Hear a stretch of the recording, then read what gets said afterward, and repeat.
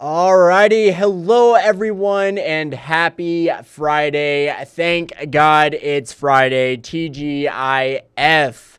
Hello everyone, it's digital host A.J. Wuest here, welcoming you back to Before the Four. Of course, the live stream where I go through some of 48's top news stories and then some before our 4 o'clock newscast. I say it every single day wherever you're watching Before the Four this afternoon, whether it's on Facebook, YouTube, or the 48 Now live stream. As always, thank you so much for watching and spending just a bit of your Friday afternoon here. Now, my commute to work today was very nice. I didn't even have to wear a jacket. I even had my AC going in my car, which if you would have told me that last week, I would have looked at you like you're crazy. But today we have Jada Russell in the building. Jada, how are you today? I'm doing good. It's actually been so nice outside.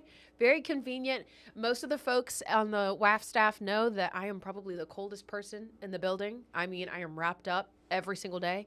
And today I stepped outside and didn't really need a jacket. So now I will say we can enjoy today while we've got it because we do have a little bit of a drop coming in the forecast.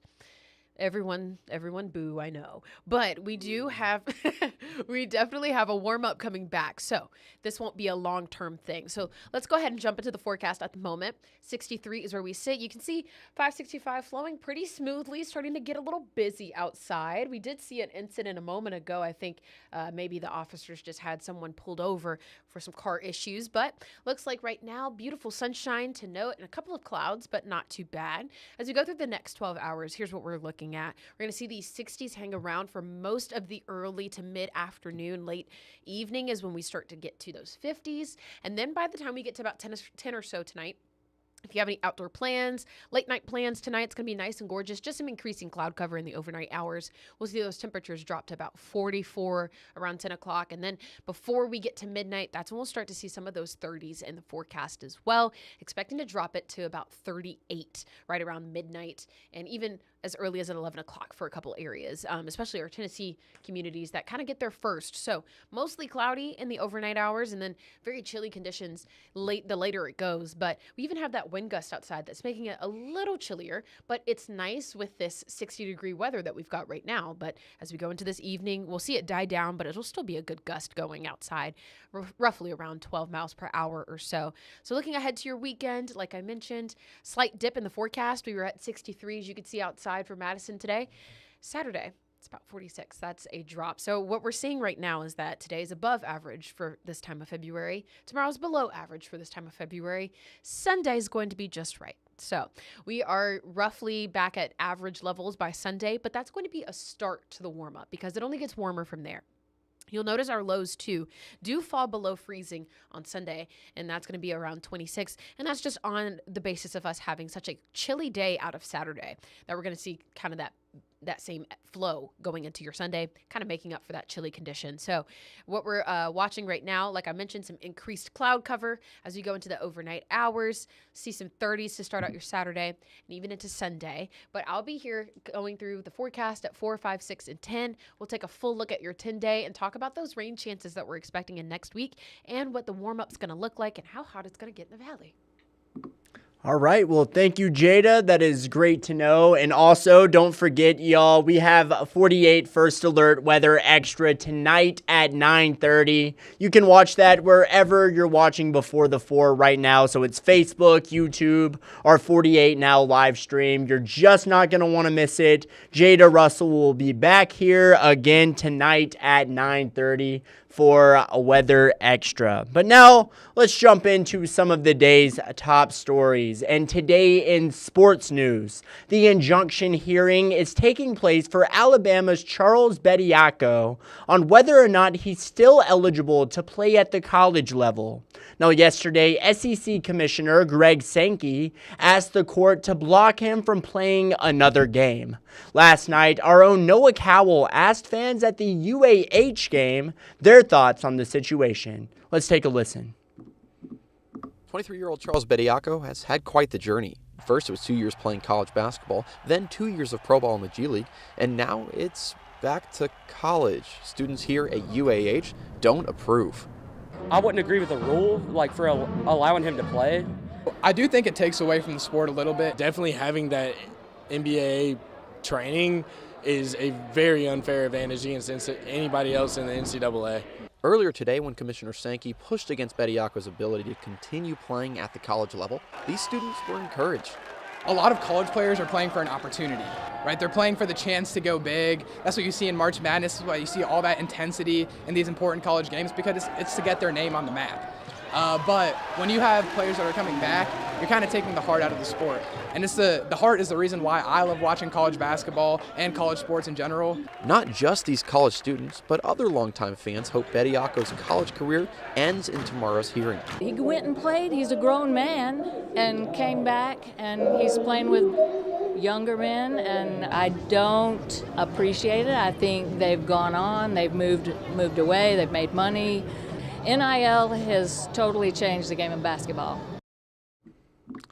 And my question for you all watching at home, what are your thoughts on this situation? Maybe you're an Alabama basketball fan, or maybe you're not, but let me know in the comments what you think about this. But with that, we're going to head to break, but coming up, a few stories in case you missed them. A good Samaritan who stopped to help after a crash in Ardmore. And with the Winter Olympics coming up, taking a look at youth hockey here in the Rocket City. And of course, the Super Bowl this Sunday. It's all ahead. We'll go through it all in 1 minute.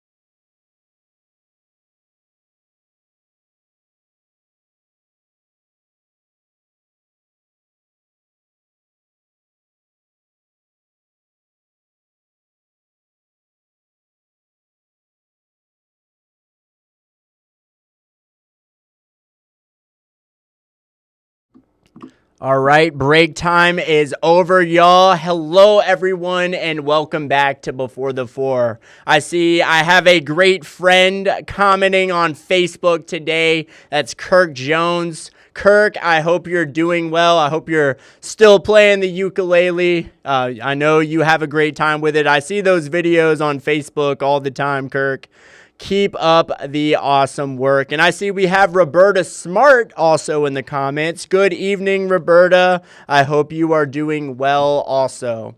Well, now a good Samaritan in Ardmore stopped to help out after a crazy rollover crash yesterday.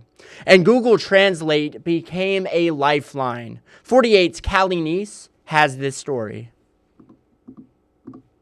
Catapulted the vehicle into the air, and it went high. Brenda Lowe was driving home on 251 when all of a sudden the SUV in front of her lost control, hit a ditch, and flew into the air. Landing literally on the front porch of this house. Lowe told me she then ran to check on the woman in the car, and that's when she realized the victim only spoke Spanish. And nobody around us, nobody there spoke any Spanish. Without missing a beat, Lowe pulled out her phone to help translate. Everything's going to be okay. Help is on the way.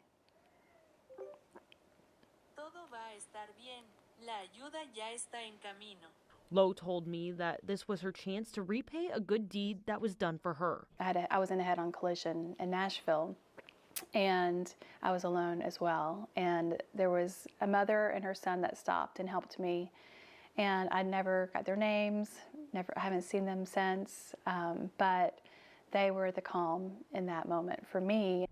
Even though Lowe and the woman trapped in the upside-down SUV didn't speak the same language, she knew in that moment she could offer comfort. It really just was a good reminder to me that we all bleed the same color blood, and we all deserve to have that compassion shown to us. Reporting in Ardmore, Callie Neese, 48 News, on your side. Awesome story there from our own Callie Neese. A crazy situation. But now the opening ceremony for the Winter Olympics are today. And today we're looking at one winter sport that's certainly growing here in Huntsville. And that sport, of course, is hockey, especially at the youth level. Kaylee Tinglestad with the latest. Hockey in the South. It's bigger than you think. The community it's small, but it's very big. That means that we're studying together. I mean, we have our youth house league just finally hit 500 kids in the house league, which is fantastic. And I mean, we're growing. And with a professional team planted in downtown Huntsville, people from all ages have the opportunity to witness hockey at its best. When I moved to Huntsville, I saw a couple of Huntsville Havoc games, and I've been going to a couple of stick and pucks, so then I decided to start playing. I really liked them when I first played in hockey. Having the opportunity to watch the Huntsville Havoc show these young athletes that their dream of playing hockey at the higher level is attainable. It inspires me to push myself even harder every day, so one day I can go pro. I think hockey's fun. You get to because once you start, your big dream is maybe to go in college or get in the NHL. Huntsville native and Havoc player Josh Kestner is living proof to these athletes that you can make it to the pros out of Huntsville.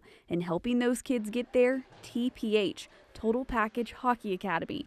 It's an educational and athletic training environment which is similar to what TPH head of hockey Martin Kubaliak experienced growing up in Slovakia. He played professionally all over the world since the age of 16, but planted his roots here in Huntsville once he retired. I'm still here 12 years later, and I'm really enjoying it. It's very, very fun to see because I'm involved with Learn to Play Hockey to almost adults, right?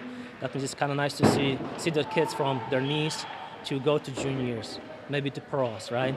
The academy is now just waiting for another rink as the sport continues to grow here. In Huntsville, Kaylee Tinglestad, 48 Sports, on your side. Look at those future NHL legends right there, making Wayne Gretzky say, dang.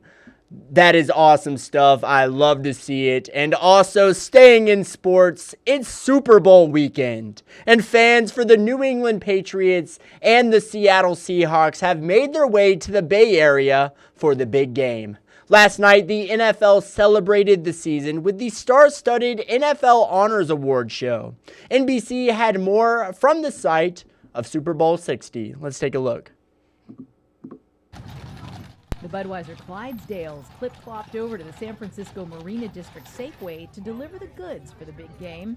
In a city set up for days gone by, and now a tech capital where hardly any transport mode is considered odd, these guys turn heads wherever they go. For Larry Fitzgerald.